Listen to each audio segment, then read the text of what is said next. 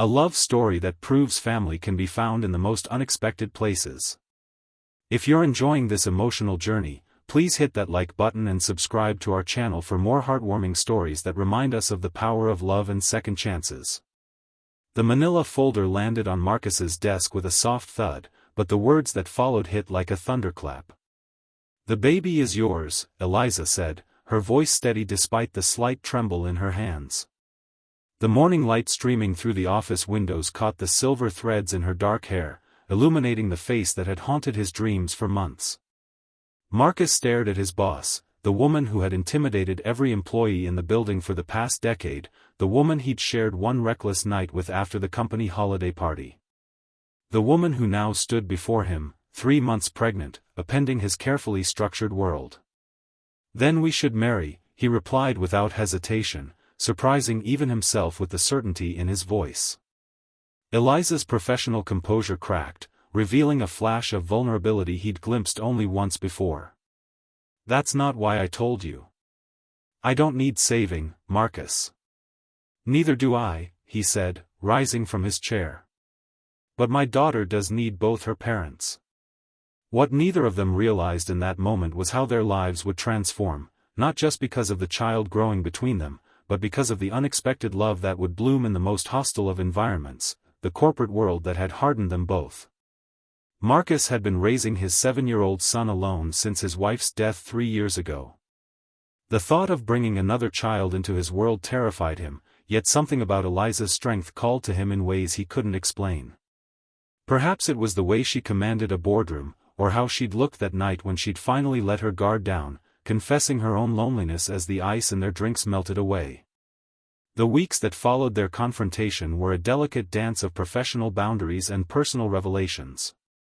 During day hours, Eliza remained the formidable CEO who had built Horizon Technologies from the ground up. After hours, she allowed Marcus glimpses of the woman beneath the power suits, the one who collected vintage vinyl records and spoke fluent Italian because she'd once dreamed of being an art historian before the corporate world claimed her. "My son wants to meet you," Marcus told her one evening as they sat in her office, takeout containers between them, the city lights twinkling beyond the windows. "He's been asking questions." Eliza set down her chopsticks, her expression guarded. "What have you told him?" "The truth. That you're having a baby that's his sister, and that we're figuring things out." "And what exactly are we figuring out, Marcus?" Her voice was soft but direct, the same tone she used when negotiating million-dollar deals. "Whether two people who've been hurt before can trust enough to build something real," he answered, reaching across the desk to take her hand. "Whether a family can start with friendship instead of romance." Their first dinner as a trio was at Marcus's modest apartment, where his son Dylan had meticulously arranged the table with mismatched plates and folded paper napkins. Eliza arrived with a model airplane kit tucked under her arm, a peace offering that made Dylan's eyes light up. "Dad says you're the boss of everything," Dylan said as he helped her remove her coat. Eliza smiled, kneeling to his level despite her growing belly. "Not everything. Just a company. And sometimes, not even that." "Like when the baby makes you throw up?" Dylan asked with the brutal honesty of childhood. "Exactly like that," she laughed, and Marcus felt something shift in his chest as he watched them. The pregnancy progressed, and with it, their unconventional relationship. Board meetings were followed by doctor's appointments. Late-night strategy sessions gave way to discussions about nursery colors and parenting philosophies. The corporate world whispered about them, the Ice Queen CEO and the widowed marketing director, but for once in her career, Eliza found herself unconcerned with office politics. "They think I've gone soft," she confided to Marcus one night as they walked through a park, Dylan running ahead to feed the ducks. "The board is worried I'll lose my edge when the baby comes." "And what do you think?" Marcus asked, his hand finding the small of her back. "I think they're right to be concerned," she admitted. "But not because I'll be weaker. Because I'll finally have something more important than quarterly profits." Their wedding was a small affair at the courthouse, attended only by Dylan, Eliza's sister, and Marcus's parents. There were no flowing white gowns or tearful vows, just practical promises and the understanding that they were building something neither had planned for. "This isn't how I imagined getting married again," Marcus confessed as they signed the papers. "Is that disappointment I hear?" Eliza asked, her eyebrow arched in that familiar challenging way. "No," he said, surprising himself with the truth of it. "It's relief. That I'm not doing this alone anymore." The birth of their daughter, Sophia, came during the company's biggest product launch. Eliza's water broke during a presentation, and Marcus found himself driving through midday traffic while she calmly finished an email on her phone between contractions. "Can't you put that down for 5 minutes?" he asked, exasperated and terrified. "This merger has been in the works for months," she replied, then gasped as another contraction hit. "Besides, it distracts me from the fact that I'm about to push a human being out of my body." Sophia entered the world with a powerful cry that seemed fitting for the daughter of Eliza Chen, CEO. When the nurse placed the tiny bundle in Marcus's arms, he looked up to find Eliza watching him, her face stripped of its usual composure, raw with emotion. "She's perfect," he whispered. "She's ours," Eliza replied, reaching for his hand. The adjustment to their new reality wasn't smooth. Eliza struggled with the vulnerability of motherhood, the messiness and unpredictability that defied her carefully controlled existence. Marcus battled his own demons, the guilt of finding happiness after loss, the fear of loving so completely again. Their first real fight came when Sophia was 2 months old. Eliza had returned to work earlier than planned, leaving Marcus to juggle both children while maintaining his own career. "You can't just decide these things without consulting me," he said after finding out she'd scheduled an international business trip. "We're supposed to be partners." "I've been making decisions alone my entire adult life," she fired back. "I can't just switch that off because we signed some papers." "Then why did we?" he asked, the hurt evident in his voice. "Why marry me if you still want to live like you're alone?" The silence that followed was deafening. Eliza looked at the sleeping baby in the bassinet, then at Dylan's drawings magnetized to the refrigerator. "Because I'm terrified," she finally admitted, her voice barely audible. "Every time I look at them, at you, I see everything I could lose. It's easier to keep one foot out the door."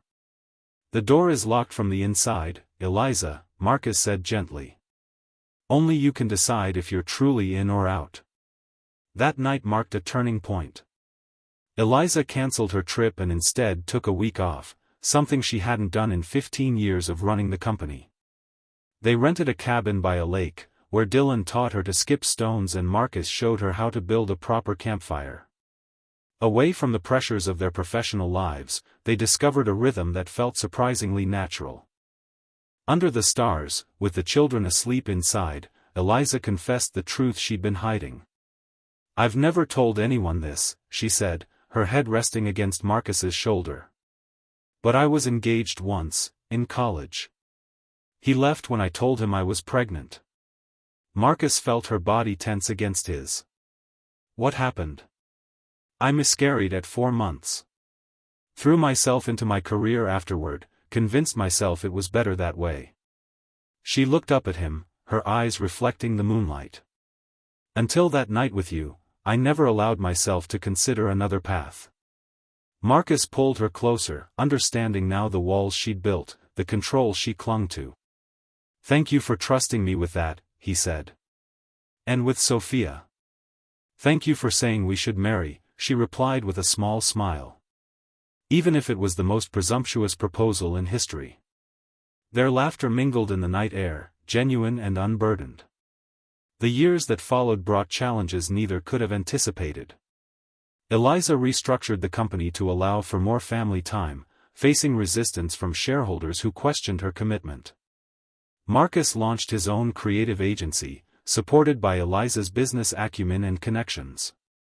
Dylan struggled with sharing his father's attention, while Sophia inherited her mother's stubborn independence. They weren't a perfect family, their arguments could still clear a room, and they both worked too much, but they were real. The marriage that had begun as a practical solution had evolved into a partnership built on mutual respect and, eventually, a deep and abiding love.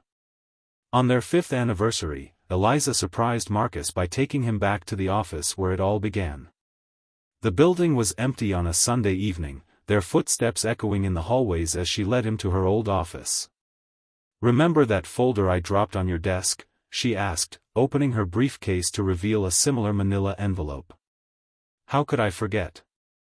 You turned my life upside down with that move," he teased. She handed him the envelope. Inside was a set of adoption papers for Dylan, who had been calling her Mom for nearly 3 years now. "I thought it was time to make it official," she said, uncharacteristically nervous. "If you and Dylan agree, of course." Marcus looked at the woman before him, still formidable, still brilliant, but now so much more than the intimidating boss he'd once known. The woman who read bedtime stories with different voices for each character, who taught their children about compound interest using their allowance, who still occasionally wore her power suits to parent-teacher conferences.